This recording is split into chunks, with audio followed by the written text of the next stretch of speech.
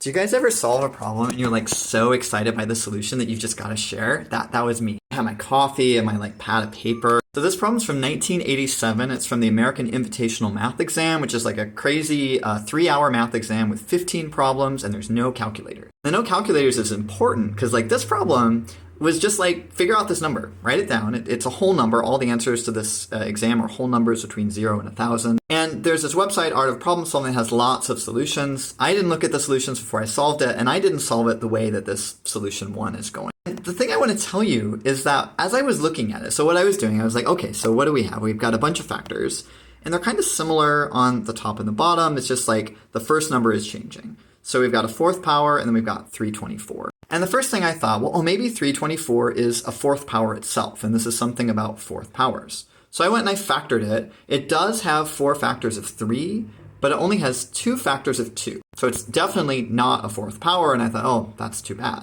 And then I thought, well, even if it were, it's not like there's a nice factorization formula for x to the 4th plus y to the 4th. And so I was like, oh, like both of my ideas are like not gonna work. And then I like tried some other things, and then I realized both of those ideas worked perfectly, right? Actually, any positive number is a 4th power as long as you don't require that number to be a whole number. And so actually 324 is square root of 18 to the 4th power. Okay, so that was my first mistake. Like, it is a 4th power. And then, remember when I said there's not a nice way to factor x to the 4th plus y to the 4th?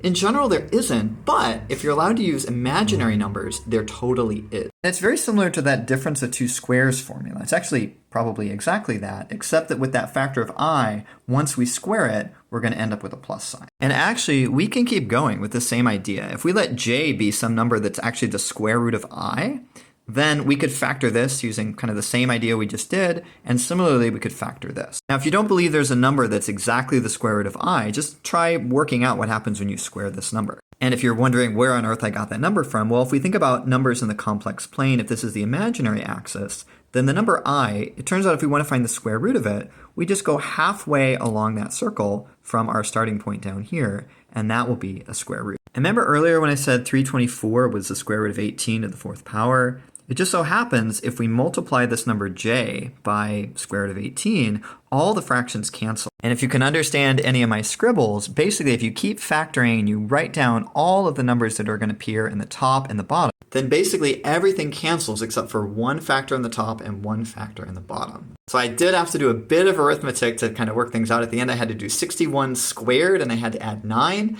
I did that very carefully to make sure I got the right answer, and then I had to divide that by 10. And that turned out to be the answer to this question. What I love about math is that it's always about ideas, and you can solve things in so many different ways, and also I just love the joy that it brings me.